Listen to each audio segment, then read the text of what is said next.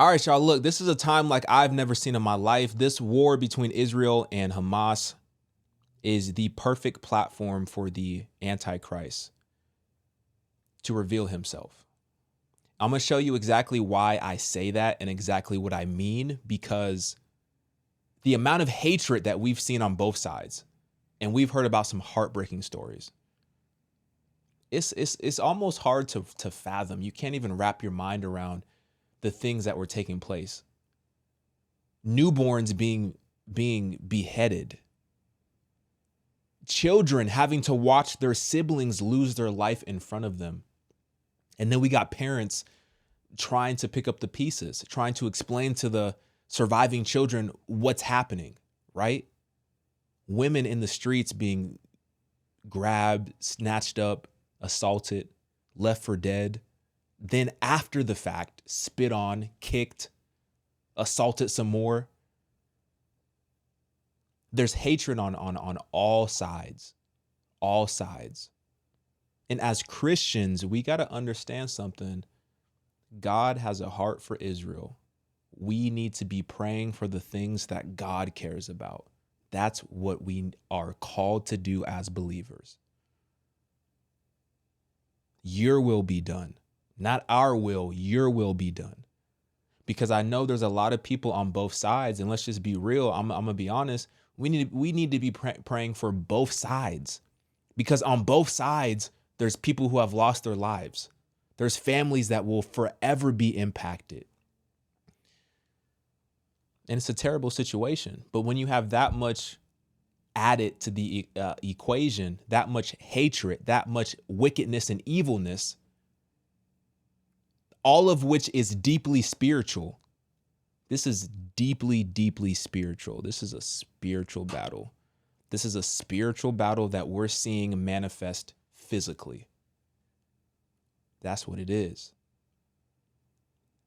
Whoever can step in and calm this situation and bring peace to that region, that individual is going to be seen as the Messiah. As Christians, we know that Jesus Christ is the Messiah. There's no confusion. We understand that. We have our faith in Jesus, but non-Christians are still waiting on their Messiah. And this is the perfect platform for the Antichrist to be ushered in. Now, something that's very interesting and something that I believe will be a contributing factor into the ushering of the Antichrist is the U.S.'s involvement. This report came out this morning. I thought it was really interesting. It said that the U.S., so the Secretary of State for the U.S. said that the U.S. is ready to get involved in the Israel-Hamas war if line is crossed. We won't hesitate. Very interesting statement, because to my understanding, we are already involved. We are already fighting alongside Israel. We're already doing that, right? Did y'all see this story that came out a few days ago? We have a warship, a United States warship is sitting in the Red Sea. Intercepted missiles that were intended for Israel. This happened just a few days ago. We're already at war. We're already at war number 1 with Russia by way of Ukraine. And now we are in another war fighting alongside Israel. Take a listen to this video real quick. But we do begin tonight with the breaking news. The U.S., of course, taking action for the first time after those missiles were fired in the direction of Israel. And just a short time ago, President Biden speaking to the nation. ABC's Bartha Raddatz leading us off tonight from Tel Aviv. Tonight, for the first time, the U.S. has taken military action in this war to defend Israel. The U.S. has Carney, a guided missile destroyer in the northern Red Sea, shooting down 3 land attack cruise missiles and several drones they say were launched from Yemen, possibly towards Israel by Iran-backed Houthi forces. We cannot say for certain. So what these first things first. Hold on, G. Hold on. Let me talk. First things first.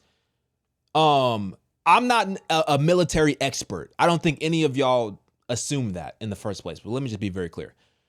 I'm not a military expert. I want to know this though. You see where they have this U.S. Navy warship? They have this warship in the Red Sea. I'm looking at this map of the Red Sea. This doesn't seem like the most strategically advantageous place to put a warship, in my humble opinion. You're right in the middle of these two bodies of land, basically sandwiched in. There looks to be like there's only one way in and one way out. If any conflict were to pop off, you're literally a sitting duck. I guess the U.S. is very, very confident in the abilities that they have to detect threats and neutralize those threats. Otherwise, I don't know why they're sitting right there. But this is a very interesting point. I was watching this other video of this individual who was in the military. He was talking about this exact situation, the fact that this ship is sitting right there. And he was saying that these warships, they take a long time to get up and running. It's not like you just pull up and everything is operational. It takes weeks, sometimes months for these ships to get up and running. The technology, all the computers that are used to detect threats, all have to be set up, hardware, software. You need the right people. All these people have to be on location, ready and prepared to operate this technology. It doesn't happen overnight. So the fact that the US was able to detect these missiles, some say within 2 hours, and respond to neutralize the threat, that says already that this ship is fully operational and that the US was already anticipating something like this to happen, which means that we are already actively at war, at least from my understanding. So going back to that article that just came out today that was saying that the US is prepared to get involved in this war if they're provoked enough. Well, 3 days before that article came out, we're already participating in the war. And this is very important because we have an election that's coming around, right? Probably the biggest election that we have ever seen.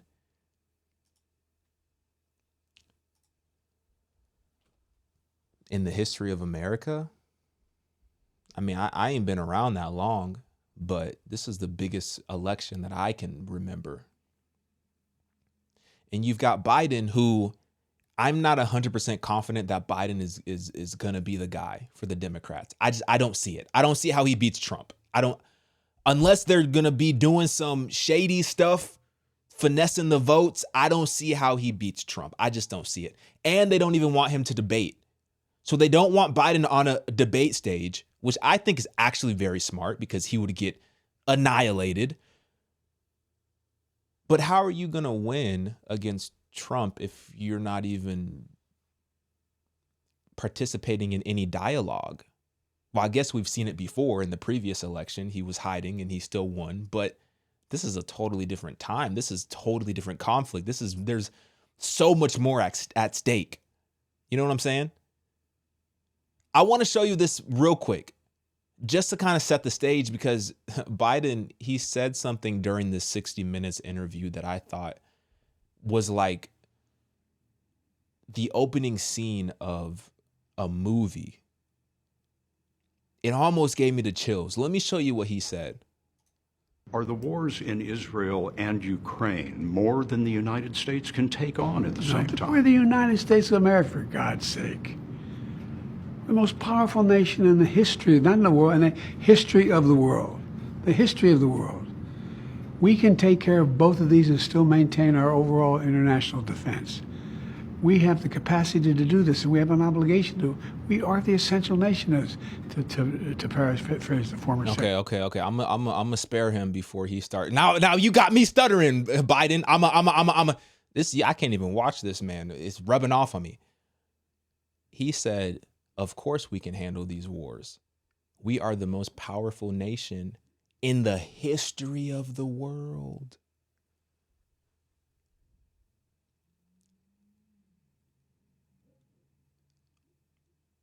Pride comes before the fall. We're at a place right now as Americans, not everyone thinks this, but I believe some of us think this, and obviously our president at the very top thinks this. We're at a place where we think that we are untouchable, where we think that everything that we touch is going to turn to gold. That's a very dangerous place to be in, because God can humble us quickly with a snap of a finger.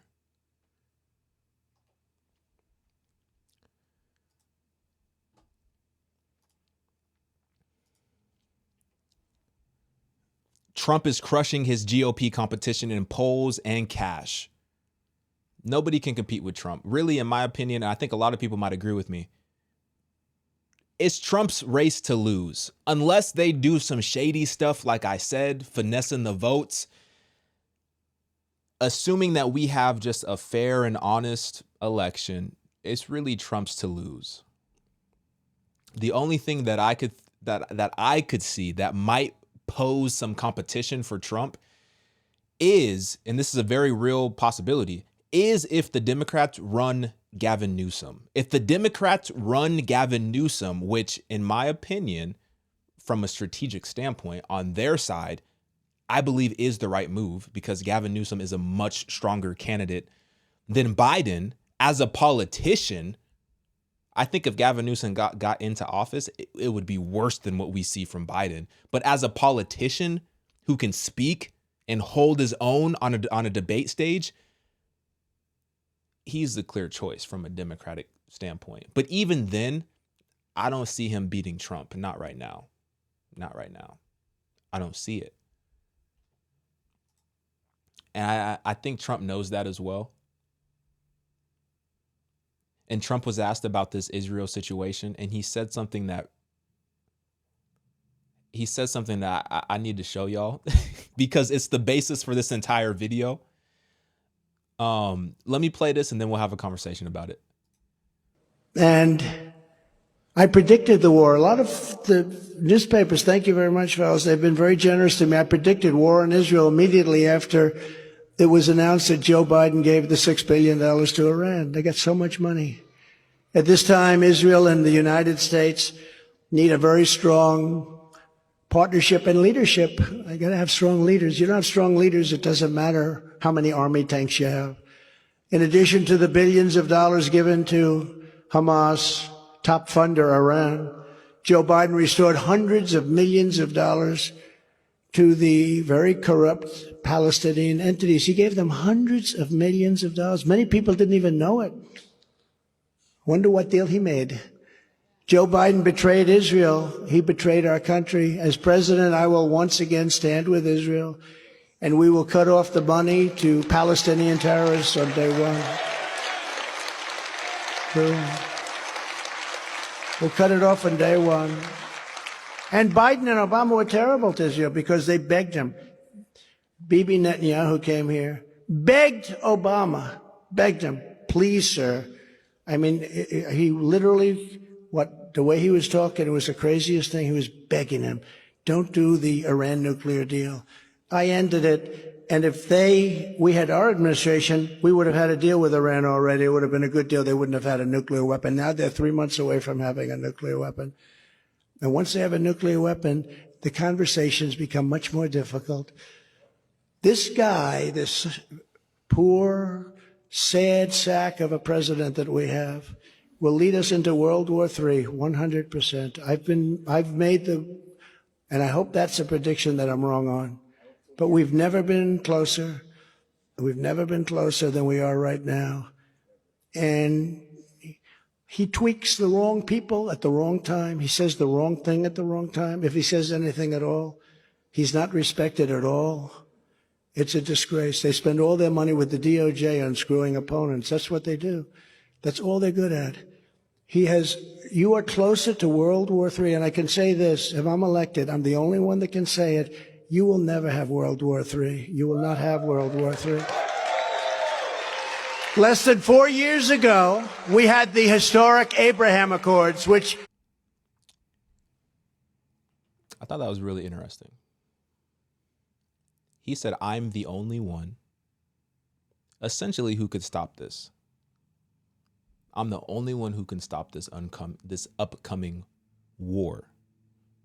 I'm the only one who can stop it. I know this was not his exact words, but it almost seemed like he was saying he's the only one that can bring peace. And I know what y'all are thinking. Are you saying that Trump is the Antichrist? I'm actually not saying that. But what I am saying is that the U.S. involvement in the war presents an opportunity for a Donald Trump to come in, do what he does, work whatever deal he's going to work, do whatever he does.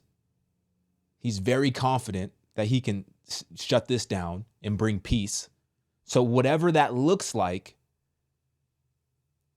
is ultimately going to set the stage for the individual that is going to really be looked at as the Messiah in that situation. Because I don't think it's going to be Trump who's going to be looked at as the Messiah, but I think he's going to set the peace and he's going to set it up for that person to step in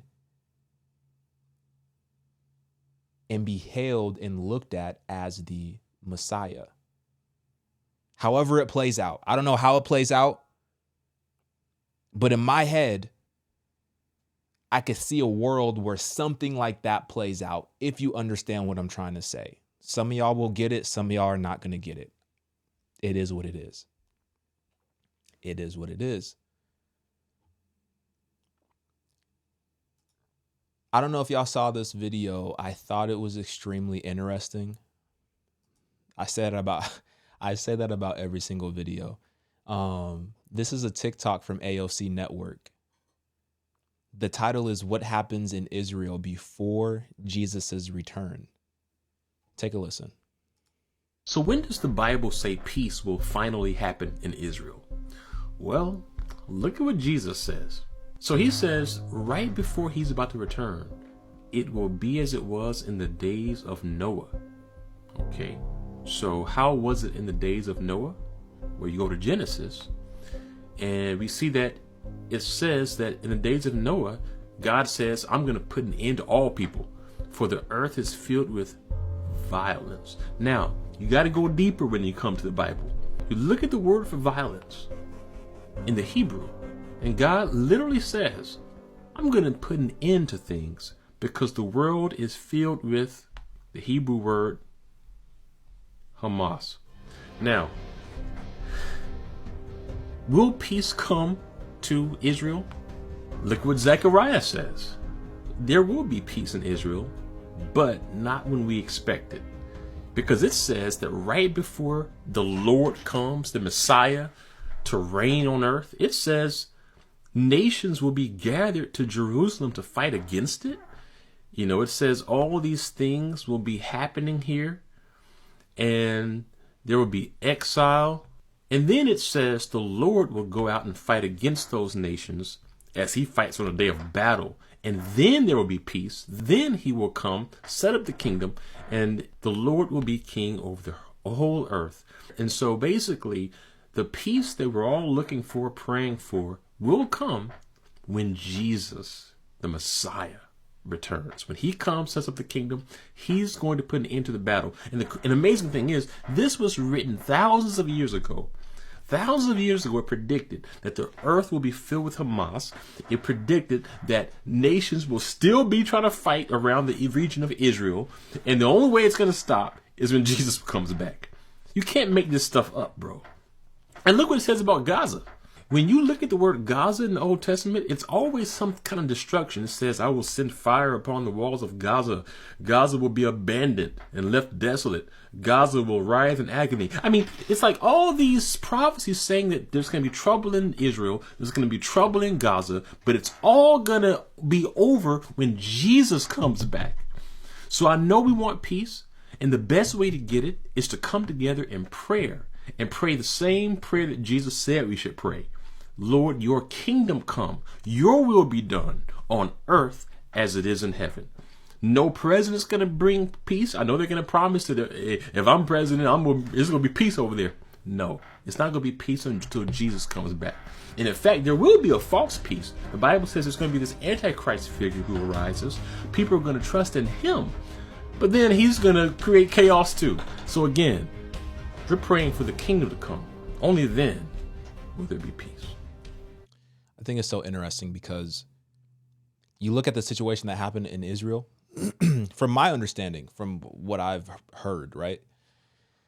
Israel was supposed to have, or does have, one of the most sophisticated defense technology infrastructures in the world because of their unique position around a lot of people who don't like them. They needed the most technologically advanced systems to protect them. But then you look at the way that the attack happened. They had dudes just paragliding, parasailing, whatever you call it, just strolling on in, seemingly just walking right in. And it's interesting because the Bible speaks of a time where there's going to be this sense of peace that happens, a sense of peace. And in fact, the Bible says that there's going to be such a great sense of peace that there's going to be no walls. There's going to be no protection. There's going to be no need to have any type of protection because there's this sense of peace around that region. But then the surrounding nations are going to rise up and attack. And the attack is going to be like nothing we've ever seen happen in that region ever before. And then people are going to wake up and they're going to realize that the peace that they've been experiencing was a false sense of peace. And now it's actually worse than it was ever before. And this is going to usher in the true Messiah to show them what peace actually looks like. It's interesting because, and I have one more video that I want to show y'all, but it's interesting because there is this argument of, okay, well, if God is so loving, how come he allows these things to happen? I forget what it is in the Bible. I probably should be pulling this stuff up, but I'm just talking. There's a passage in the Old Testament that talks about Leviathan. And it talks about Leviathan essentially representing the evilness and wickedness in the world that God allows to be that way. And I'm thinking about it and I'm like, man, why does God allow these evil and wicked things to happen? But then I remember, like, it wasn't the intention. It was never supposed to be this way. This was the path that humans chose. We chose the way of sin. So now everything that we're seeing happening is a result of the choice that we made to sin. And now when you look at from God's perspective, it's like now God has to clean everything up. And these things have to happen. There's a verse, I think it's in Matthew 24, where it's talking about war and rumors of war. Matthew 24. It says, and you will hear of wars and rumors of wars, but do not be alarmed, for this must take place. This must take place. From the mouth of Jesus, he says, this, what you're seeing, these wars, these rumors of wars, all the evilness and wickedness that you're seeing, this has to take place. Because there's some people who are not going to wake up and realize that Jesus is the Messiah if these things don't take place. Some people have to be brought to their knees in order to turn to Jesus. This must take place. But also it's interesting because if you read on, it says that these are just the beginning of birth pains. What we see happening right now, it's just the beginning of birth pains.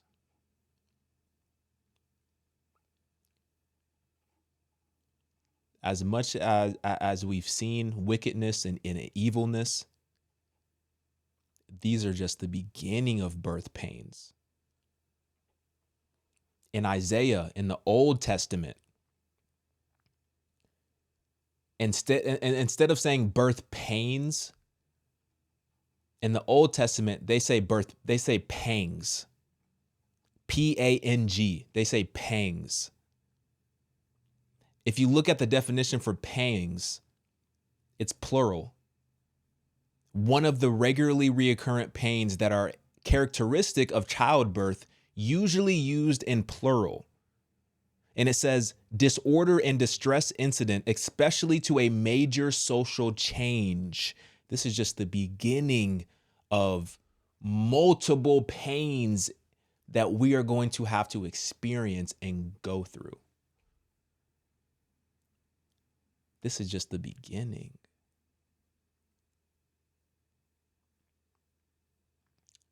This is just the beginning, right? And I'm not trying to scare y'all, because the fact of the matter is we have victory in Christ, right? We have victory in Jesus. But you need to be aware of the times that we are living in. And you need to be aware that right now is not the time to be asleep, because there's a lot going on. There's a lot of prophecy that's being fulfilled. And as each and every one of these prophecies continue to be fulfilled, be encouraged to know that we serve a dependable God. Be encouraged. Be encouraged, right? It's horrible what we're seeing happening, but at the same time, we can be encouraged because God is going to bring peace. I want to play this video for y'all real quick. This is from, I'm not gonna play the whole thing, just a little bit of it, but this is from CBN News. They're talking about the war in Israel and specifically the end time prophecies. I want y'all to listen to this real quick. It was super interesting.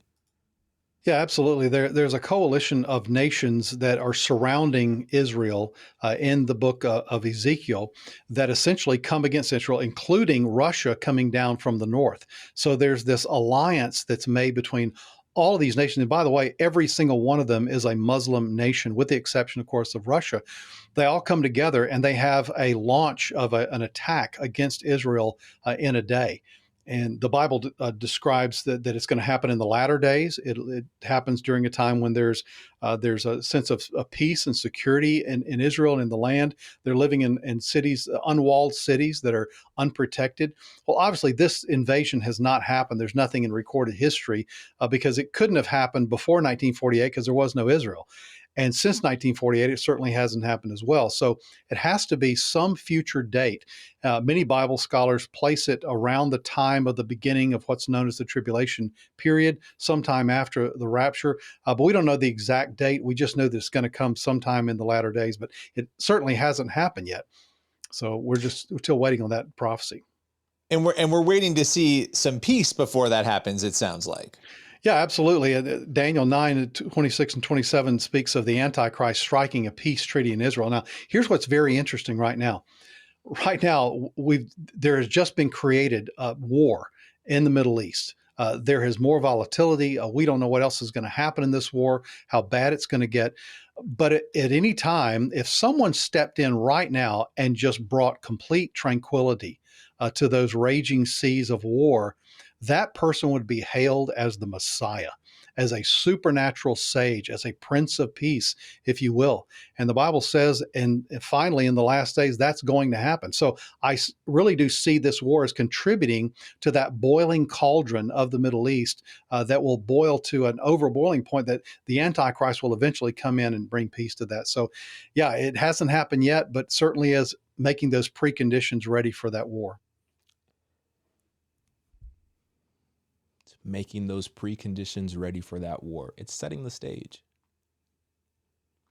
It's setting the stage.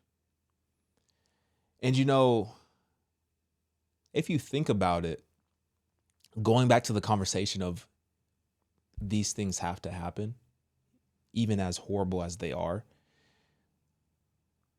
there's going to be a time, just like we were just talking about, where there's going to be this false sense of peace, and the Antichrist is going to be looked at as the Savior, as the Messiah, as this Prince of Peace, right?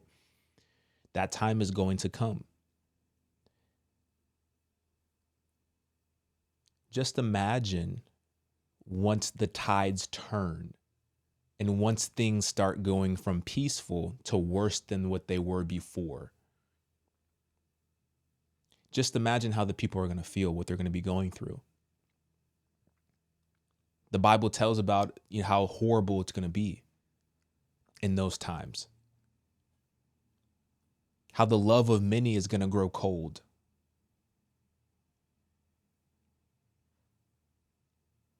Spiritually, a lot of people are going to be at rock bottom. And then insert Jesus as he comes back.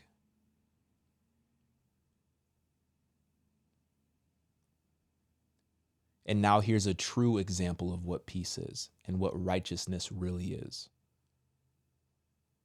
It's horrible that people have to go through these things, but I think if there was another way, then God would have made it a way that is less, painful, to where these things weren't required.